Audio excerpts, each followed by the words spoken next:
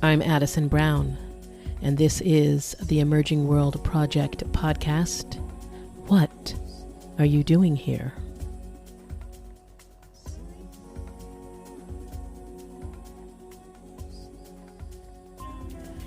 In the early 2000s, the USAID CAR Foundation developed a partnership with the Mozambican government. They turned Gorongosa National Park into an engine for development by helping to improve food security, health, education, and livelihoods. It truly is a park for the people, as it continues to help improve the lives of thousands of people living in and around the park, creating better living conditions and preventing vulnerability and illegal activity such as bushmeat hunting.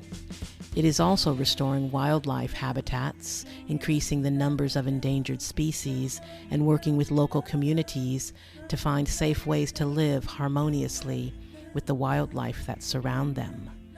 Gorongosa is now recognized as a global model for integrated biodiversity conservation and human development. Our guest today is the manager of elephant ecology at the park.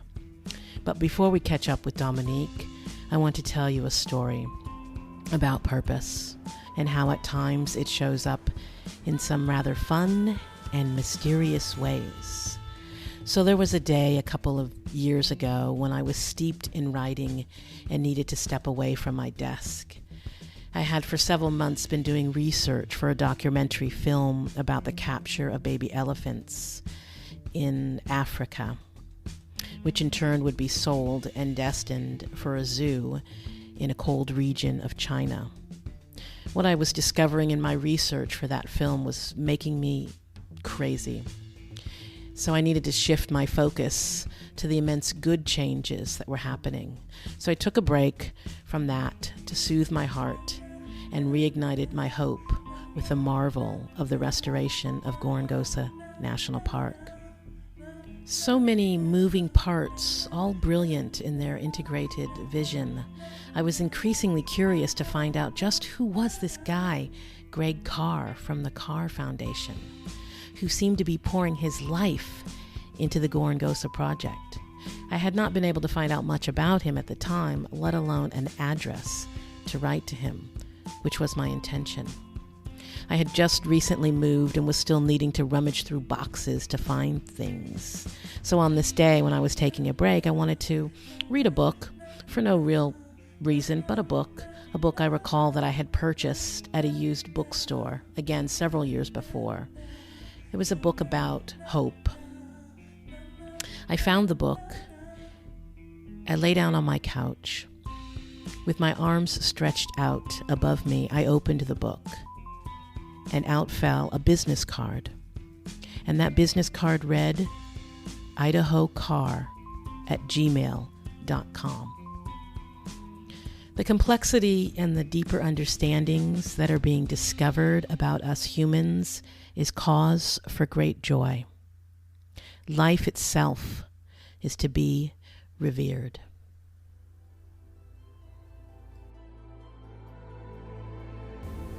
Hey everyone, this is Marley. Welcome to the show. We are talking to some phenomenal women that work in the sciences. On this episode, the People's Park, Dominique joins us.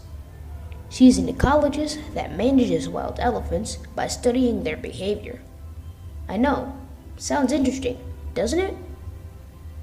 By knowing what elephants do and what people need, we are sure to find a way to all live together nicely. Dominique has a lot to share with us about this new model of conservation. Okay, enjoy the show. I'll catch you later.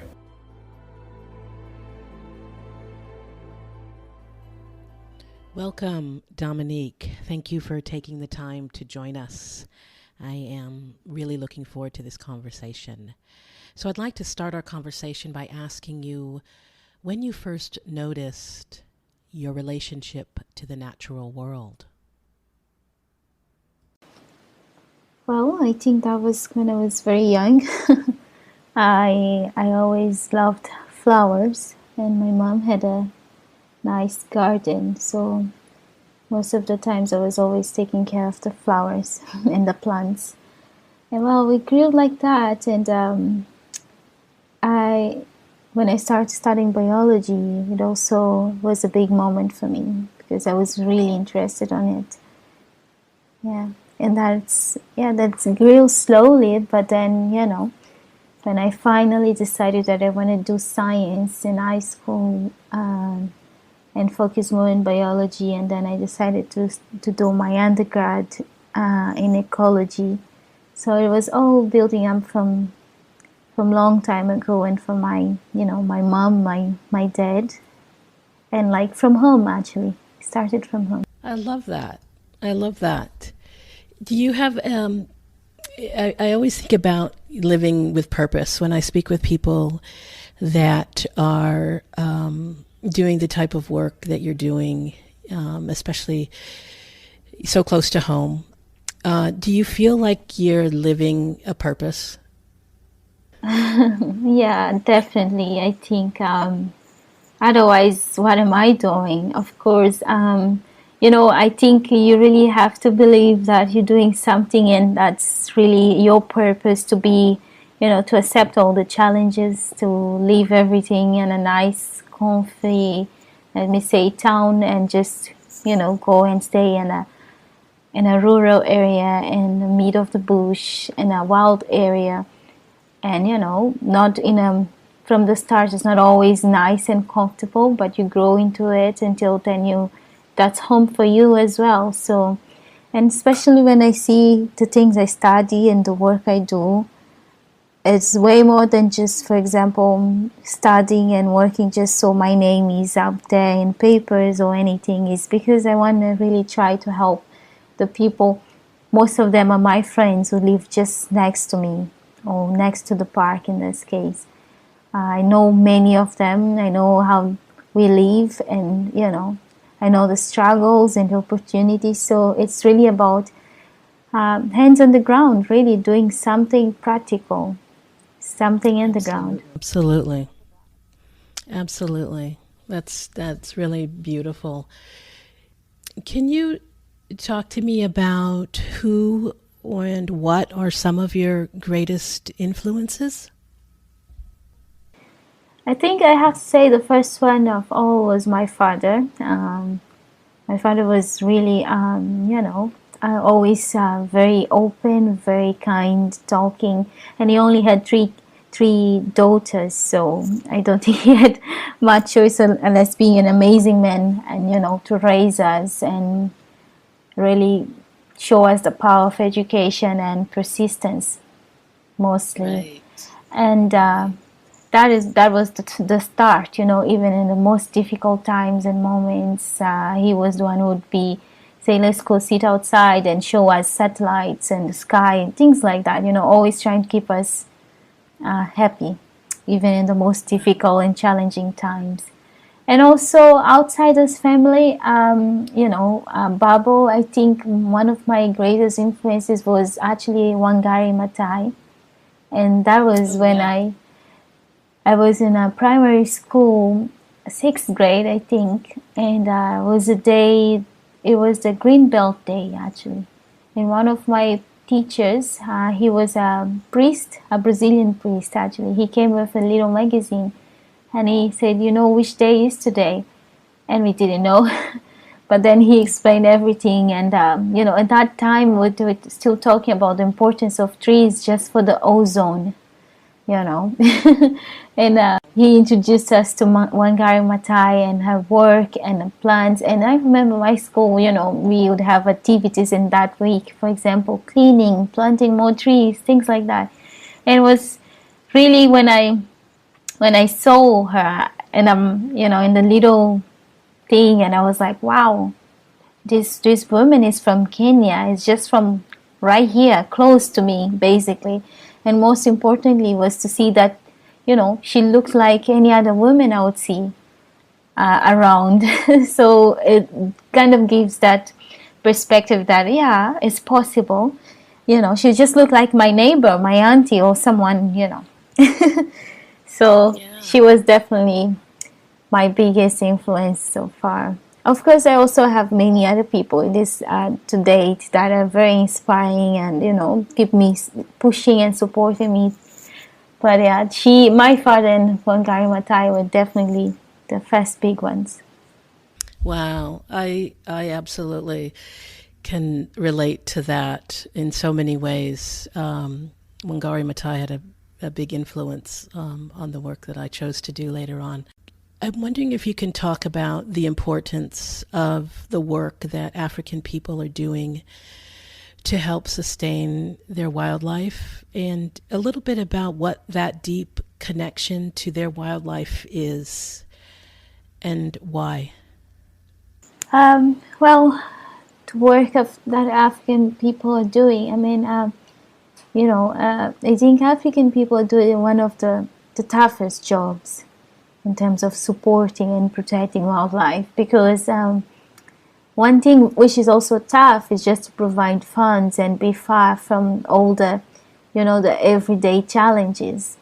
But the people who live next door to this wildlife, it's completely different, and it's not just about being able to, for example, for the ones that are working towards protecting the wildlife, let's say conservationists and other people, they deal with a lot of challenges, and to the people who live next door, the communities in this case, they're also doing a lot in terms of protecting the wildlife. They might not even notice that they're doing, but they are, just by the fact they have to cope with wildlife sometimes not being this charming, glamorous thing that the rest of the world always think they are.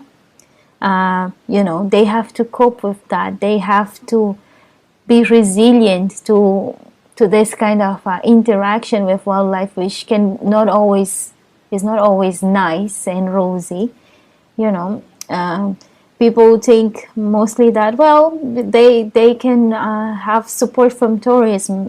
Tourism is not the only thing, and especially these years, we're seeing how as the world changed with a pandemic, we can really see what's really important. Sometimes it's not just the money, but it's the people perspective and willing to be there, willing to help, and willing to keep the wildlife safe. I always say that these wild places and wildlife, the people who really have everything on their ends to make sure that these places survive are really the people who live next door to them. Exactly. It doesn't matter how much funding or other things, unless you're gonna build back the bridge that once was there between people and protected areas and natural spaces in Africa and many other places. Unless you want to go in that negative route, is that people who are really gonna support you in all kinds of things you need. Is the local people that will be telling you there's a new people around the community that we don't know, and it looks a little bit dodgy, for example. There's a local people community that would say, we have now a pangolin here, we just found it, can you come and rescue? And are the ones that decide not to farm or cut a few trees around certain areas because they will understand that the trees needs to be there, so the cycles continue. It's not always also rosy on that side, because local people can also harm a little bit on the conservation of wildlife and wild places, but there's always a balance. And I honestly think that it's these local people who live next door that have to sacrifice the most. Which brings me to wanting to talk about Gorongosa National Park. I guess in the 20s through the 50s, it was a hunting reserve. And then throughout the 60s and 80s, it changed. It was, again, quite the place for elite travelers. And then that was followed by 2 decades-ish of civil war. I'm wondering if you could share with us a little bit some of the horrors of what Gorongosa's wildlife suffered. Right. As you said, it was a 16-year civil war. And actually, Gorongosa, the district, the park, the mountain, they all have the same name. was kind of like the big battlefield, between the two opposite parties and armies. So there was a lot of soldiers just hiding in the forests and the mountain, things like that. And of course, while they were there, large mammals, especially, they were decimated. For example, we lost 90% of our large mammals. This includes, big antelopes like buffalo and herbivores like elephants, carnivores. And just to give an example of the elephant population, before the war and way before, in the entire system, we had about 2,500 elephants. But right after that war, the first census that was possible to be done, it was only about more than 100 elephants, remaining. This is from 2,500, so it was quite a big decimation of that population. And the elephants, precisely, they were killed not only for the meat, but mostly for the ivory, because the ivory were then sold or traded to get more guns and keep fighting the war. So in terms of habitat, although big parts of that habitat remain pristine, but right after the war also and during the war, a lot of people had to seek refuge around those areas full of forest, right? So there was some number of people and settlements that actually started because of the war. And while that people stayed there, remained there, and until today we see this population is there, is growing, and is now might be one of the threats for the park itself.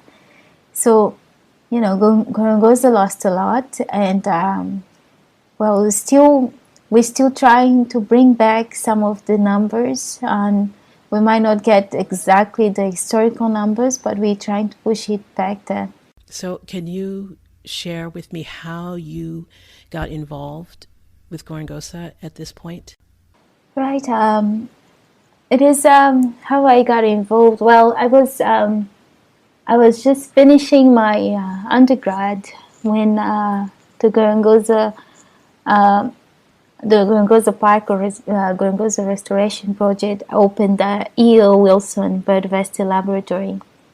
And I remember one of my lectures, he was invited to the ceremony where E.O. Wilson was there. And then he went back and he told us in the class, he said, for those who don't know, this brand new laboratory, amazing people, and maybe if some of you would like to get some more experience in the field and learn and all this. So at that time I was starting an internship in the capital, actually in one of the NGOs, and I basically just sent an email on the communications of the website saying, well, this is me, I'm Dominique, and from Beta. I am just finishing my studies in ecology and conservation. I got the information that you just opened a lab, and I was wondering if you were, if you could take me as an intern. And Vashu Galanti, our good communication director, he replied instantly, basically saying, well, unfortunately, at this moment, we're not ready yet. We just opened. But, but then what he did, he sent that email to Mark Stallmans, which is still until today the scientific director, the scientific department director. And so Mark Stallmans invited me to send my CV and a cover letter, which I did. And we actually met in Maputo when he was down there for a conference. But it was just, very superficial, just to know and, my interests.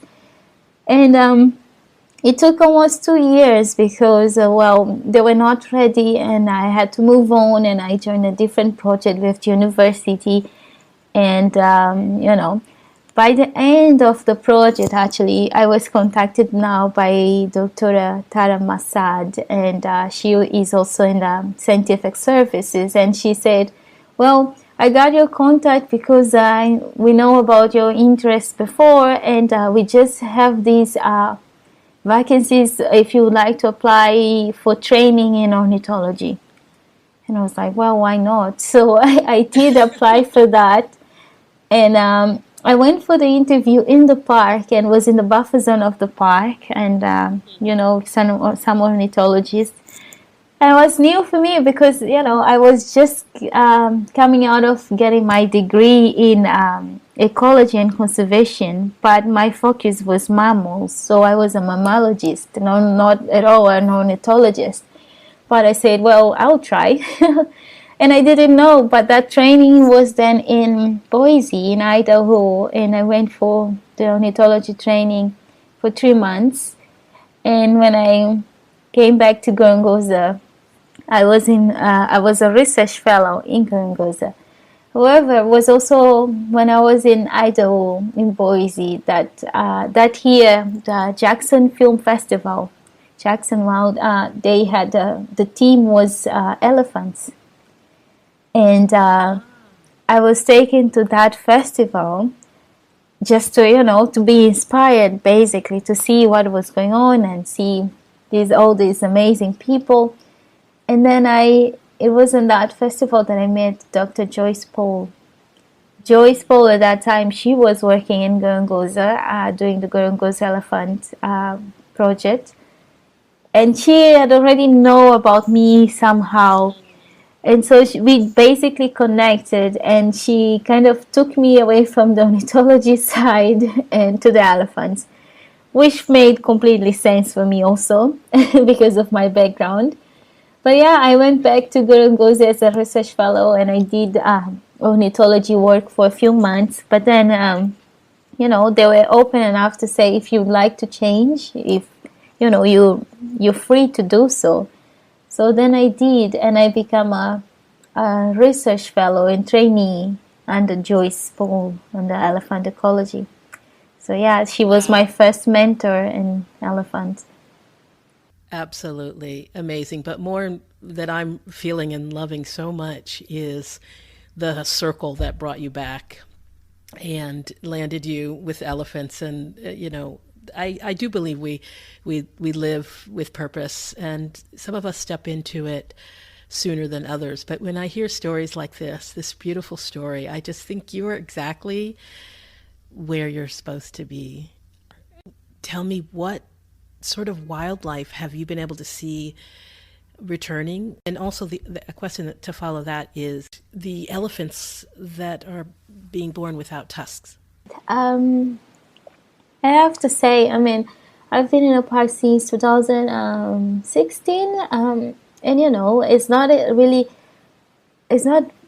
lot of time to see massive changes. Of course, you can see a number in few antelopes that, for example, impalas, that every rainy season, they have new babies, but it's just restoration or recovery takes time. Healing takes time. So, there's, looking at the reports and what we had historically and since the restoration started, and some examples of projects I see, I would say that one of the biggest that I admire a lot is that I see returning is that carnivore project. When I started as a research fellow, it was just called the Lion Project. Dr. Paola Boulay was just leading the Lion Project, and she was also planning to just do research when she realized that she had to tackle a few other things because otherwise wouldn't get any research done. And one of those things were, for example, the snare cables that we had so many in the park. So Dr. Paula started to really work hard with the rangers and to basically clean, And this is when we started to see, and it's actually one of the biggest changes I have seen. It's like when I started there, we would often have cases of lions that have been, that has lost a paw or something because of cable snare. But these are not things that we hear anymore. We would see cases of babies, cubs being born, but the mother couldn't feed them and they died because the mother was also injured or something like that. I haven't heard these stories for a long time now. And I know that the lion's population is coming back massively. So now the fact that actually we took a step ahead and we reintroduced wild dogs, and then now we reintroduced a leopard, and we've seen leopards also showing you off that are not, reintroduced. So it's some of those things. Of course, in terms of antelopes and the floodplain, what you can see the numbers growing in terms of waterback. So, there's things that are more easy to see than others. But one of the good things is also elephants. Their numbers are growing, and we see more babies, and their range is expanding. Which is can be good and bad, depends on where they're going. So yeah, these are a few things that I am seeing, and the fact that talking about our elephants and why some of them are being born without tusks, that is just take us back to the history, and it's not only in Gorongosa, but there's other places in Africa that similar things that happen. What happened is, for example, ivory poaching, it targets individuals with long tusks, for example, or individuals with tusks. They won't kill an elephant without tusks, right? Because what they want is an ivory, is on their tusks. So after that, a civil war, all that conflict, and after being heavily poached, that the Gorongosa elephant population, the survivors of that time were mostly elephants without tusks or with very, very short tusks. So it's pretty easy to imagine, for example, if you say, look at a group of people and you remove all the tall people, for example, and then the survivors or the ones that stays in a room recover the population. And of course, because you don't have the genes of tall people, you won't have people coming back tall. So it's the same as with the elephants. The survivors were the ones with shorter tusks or tuskless, because it's a gene. In Gorongosa, we've seen mostly females, and I remember Joyce telling me that she haven't seen yet a male without tusks. So brings us a lot of questions if is that associated with the sex of the individual or something like that. So as our Gorongosa population recovers, we see then a big percentage of this recovering individuals without tusks or with short tusks. But we do hope that after a few generations, our population comes back. For example, the big tusks genes recover, basically. It has happened before in Ado Elephant Park, if I'm not wrong, in South Africa. And, and it's also the recovery of the elephants population is quite normal, I would say, in heavily poached populations. Once the population have protection, once the population have safety and everything it needs, food and security, they have nothing else to worry about but to grow. Although elephants do keep their worries, as some of them are very traumatized, and we can see that in their behavior, especially in Gorongosa. Is how Joyce actually described this culture of aggression.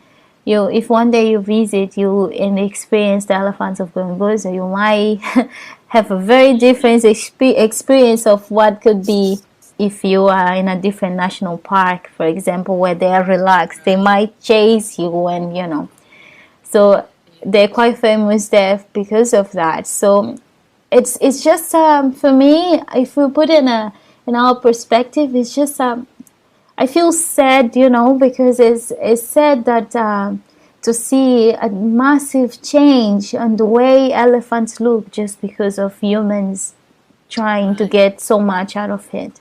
And, a massive change on how elephants behave or tolerate us because of what we did. I think the Gorongosa elephant population is something that should be an example, not only the Gorongosa one, but should be an example of how our actions can really, be bad and maybe also good for elephants. Bad in historically, but now that we're protecting and ensuring that they have an habitat, a safe habitat, they're also coming back. So I think something that you mentioned earlier is really powerful, and that healing, that's healing. The healing is going to take time, and that's what is happening. And it is very sad and very unfortunate that we've brought them and ourselves to this place, which brings me to people. We are talking to the Mozambican scientist, Dominique. We will be back shortly.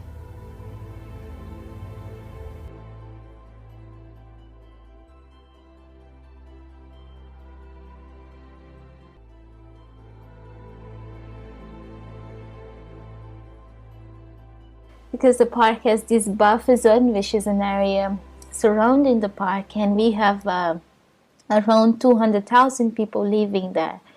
However, since the restoration started, we kind of changed the narrative of how we do conservation in Gorongosa. That's why Gorongosa is now a park for the people. And it's actually to break that past where, and especially in Africa, protected areas, in my country, many other countries, national parks were for rich people coming from abroad, especially not black people, definitely, coming from abroad and enjoying, and the rural communities who live next door got nothing. Most of the cases, they would be maybe working in there, but even to work in the park, I highly doubt about people that just live next door was working there. Would also be people from the cities, for example. So since the restoration started, the agreement actually is to try to break that narrative and say that this park is for the people, that the park will be a human an engine for human development, and as Madiba, Nelson Mandela said, national parks and protected areas should benefit the community who live around them. So it was mostly about getting the fenced narrative, conservation fenced narrative down. So thinking about that, the park is always seen, Gorongosa National Park has always seen human development and conservation as two sides of the same coin. In fact, we put more effort on the human development side than the conservation because we believe that that's going to create a virtuous cycle. The more you help and you lift the people out of the poverty and you help them getting their basic needs that are met, the more the people can really look at nature with different eyes. Look at protecting and accept all other things, because believe me, you won't want to protect elephants or any habitat or anything if you're hungry, or if the elephant just destroyed something in your farm, or your kids can't get education. It's a complete different story, because all you want is to survive. All your actions will be towards that. So that's the relation we're trying to get with our communities. And when I say human development, I'm talking about from education to healthcare, to employment, to alternative livelihoods, and many, many other things. Water and sanitation, it's huge, that department actually in the park. And we're growing slowly, but getting there. For example, with employment, the park has more than 600 employees, and 90% of them are from the buffer zone, for example. 90% of them are Mozambican, and then 98 from the buffer zone. So they are my colleagues that are rangers, that work in the tourism side, in the science, in operations, everything.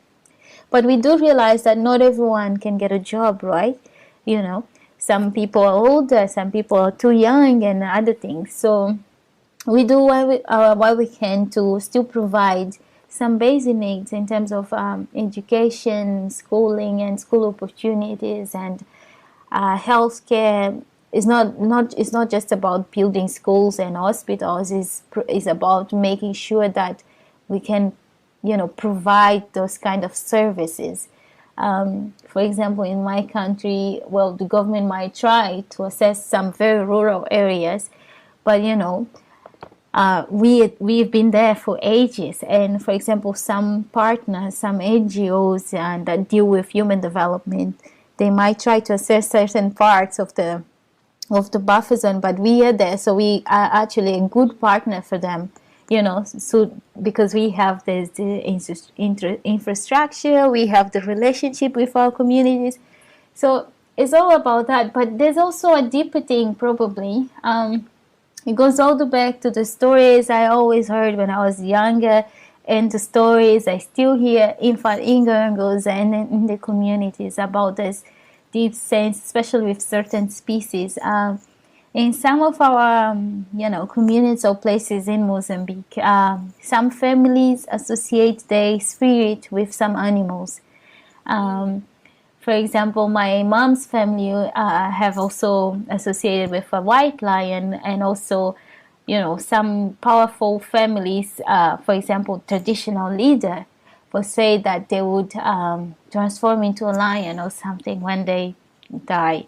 I remember my park warden saying that his family is basically associated with wild dogs. So our communities have this belief, that certain species of our wildlife is not just lovely touristic things to see. They are actually ancestry. They are a reminder of, is a totem basically. So there are places, there are communities that still use this, and there are sometimes that we have cases of a lion, for example, wandering off of the park and being in a community, and instead of all the logistics that you can imagine of us trying to get the lion back, the community would say, let's have a ceremony, for example, and the lion was going to go back. And I remember once Paola Boulay told me this, and she was like, I didn't believe at the time. But then we did make the ceremony, and then a few hours later, the lion just crossed back to the park. So it's hard to know if that was just by chance, but the community believed that is because of what they did. So even with elephants, sometimes they say, well, elephants now are coming too much to our farms because our costumes and traditions are not being, respected in the forest, or this and that. There's many things there's many stories like that. So one of the things we do a lot with our community relations team is actually just honor this kind of beliefs and traditions, and respect them. So it's all about this kind of relationship between the park, the park is trying to how the park is trying to help our communities, and the support the community gives back, and also respecting and listening to each other. Absolutely. It sounds like a process, but I really believe that. I believe the lion. I believe in just an unseen element of our existence that is far more supportive to our well-being than we give it credit for. I know that you do a lot of work with their girls' clubs that the park has established, and I love that, and I adore that focus. You have such a deep focus on that. Can you tell me some of the things when you're in those situations with those young girls and young people?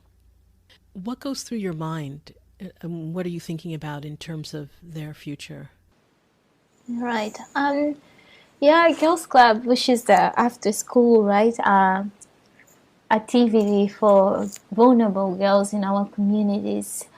And that And the club, they do a lot of things. They still learn more about literacy and numeracy, women's rights, human rights, all these kind of things, entrepreneurship. They also play a lot. And I have to tell you, when I started visiting them, it was nothing like that I planned, you know.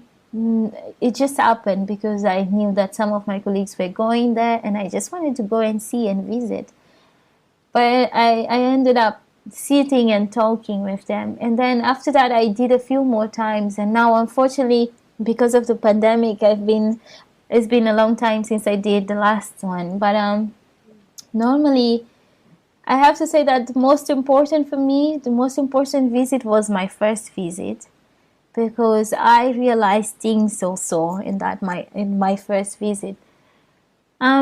I remember the way it started. We were just talking, and who I was, what I do, and you know how I managed to work with elephants, for example, because of my education, and you know, just giving them some words of encouragement, showing them some pictures, including my graduation, which they loved. So they, you know, they wanted to see all these things. But then we started to talk about the difficult things, such as, you know, sometimes at home is hard because, you know, you don't have the school materials you need, you don't have the right shoes, you don't have this and that, or you have to help mom or dad in the farm, or when you come back from school, instead of studying, you have to take care of your younger siblings, or go fetch water, or you have to get married, to get married.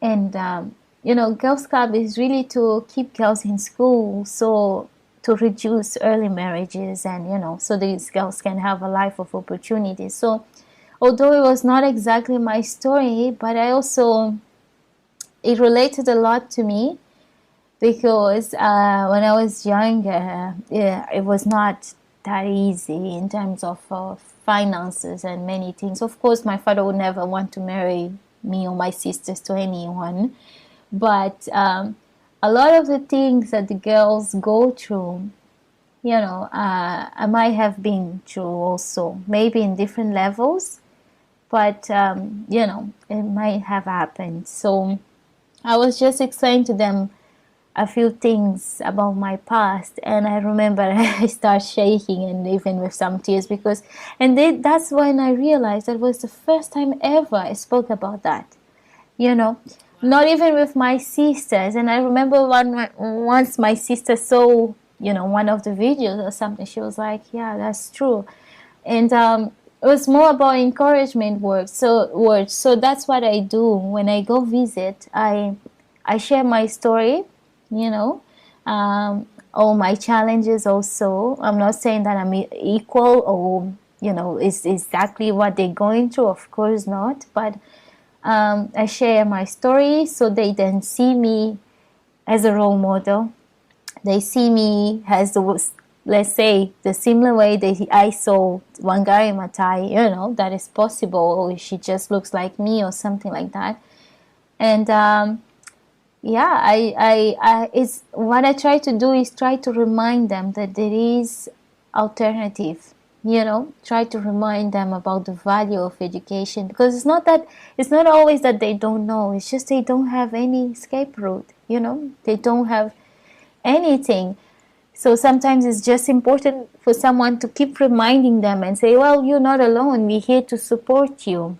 And if you go through this, there's all this system. It's not only the club, there's the matronas, we say, the godmothers that are in the villages, and they keep an eye on them.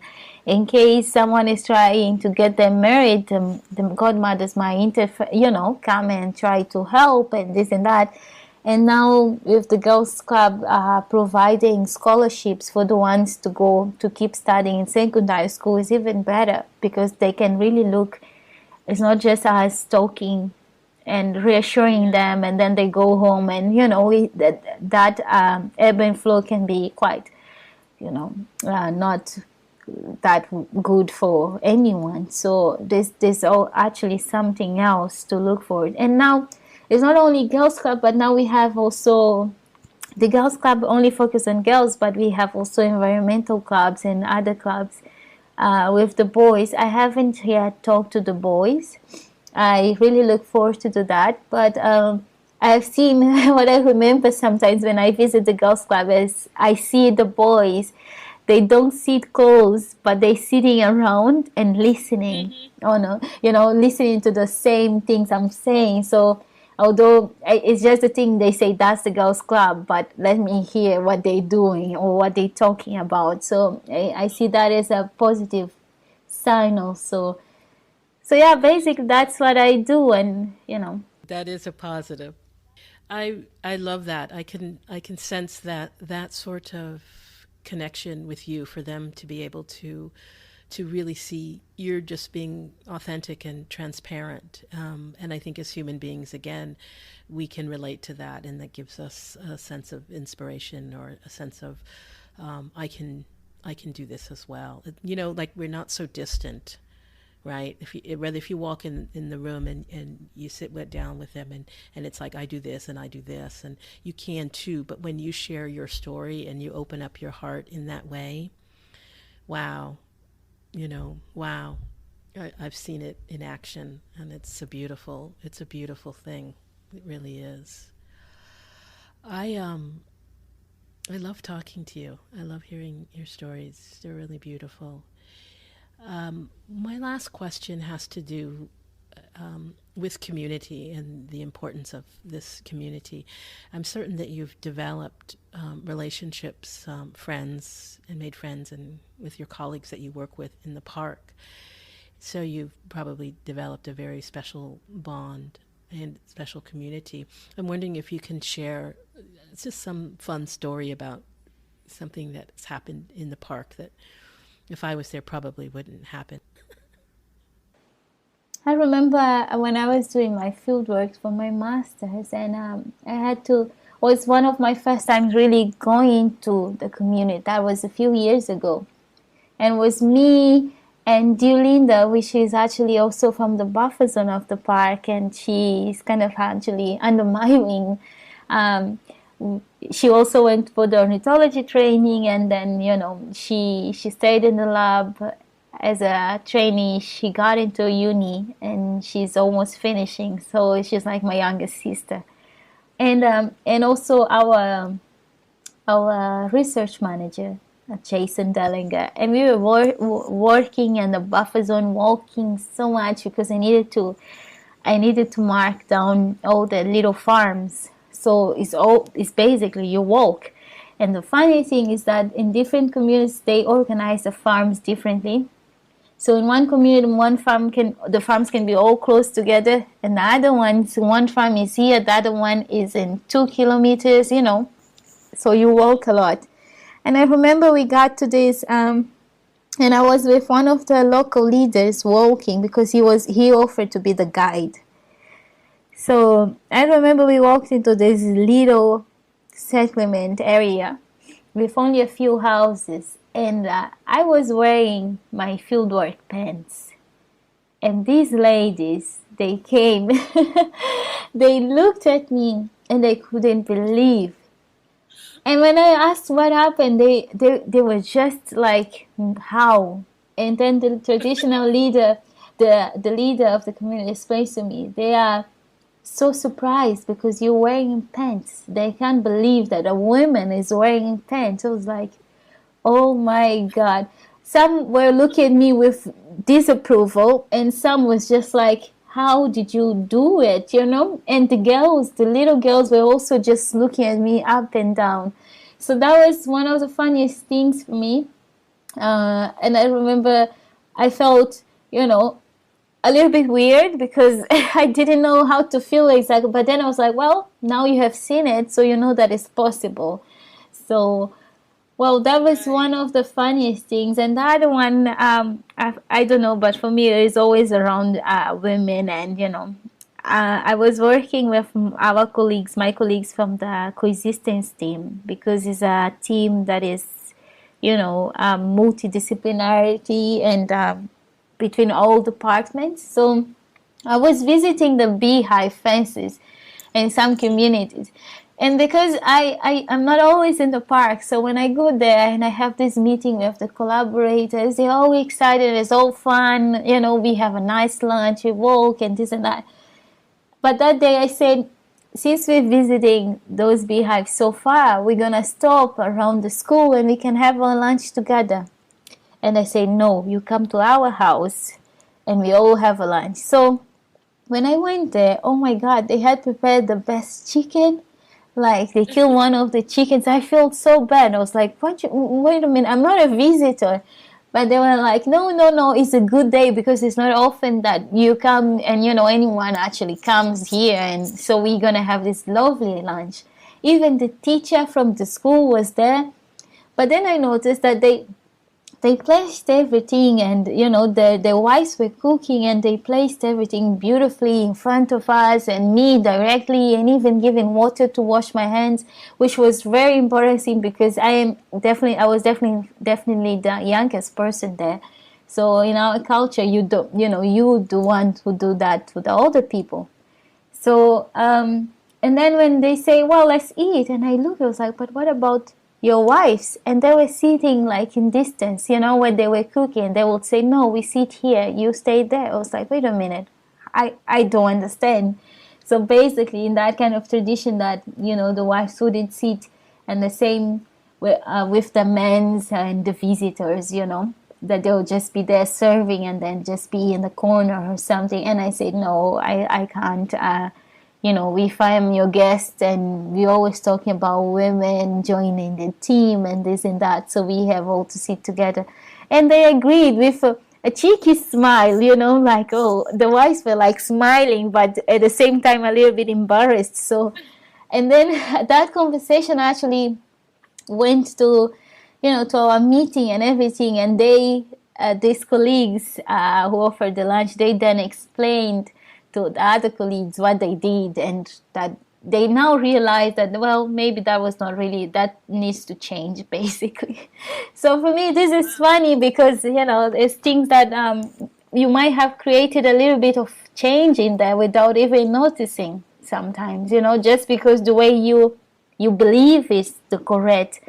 And believe me, it's not like I want to create any traditional or culture change in any way. No, it's just, my family is very traditional also, but I think I had the blessing of having a very open-minded parents. Wow. I love that, because you didn't go in with the intention of having that change, but it was recognized by everybody, and whether or not they choose to do it or not is it's really interesting. Wow. We're living in interesting times when you have, let's say, your generation being able to go off to school and then come back to these rural areas. Wow. It's really amazing. I think the pants are pretty funny. Like, I just take it for granted. I just wear pants. What are you talking about, right? Pants with pockets, please. Quick question before we wrap this up. We could talk for hours, I'm pretty certain. My quick question has to do with, what would you like people to take away from knowing that Gorongosa is the People's Park, and why does that matter? To be honest with you, that statement that is a people's park or a park for the people only makes extremely sense if you know the history. So I'll say takeaway is always, you always first know the history. You have to, you can't just live and think that things are the way they are now was always like that. No, it's time for all of us to wake up a little bit, and know our history, and then you recognize, then you don't take a few things for granted, definitely. And as a people's park, and the takeaway is, this is how conservation should be done from now on.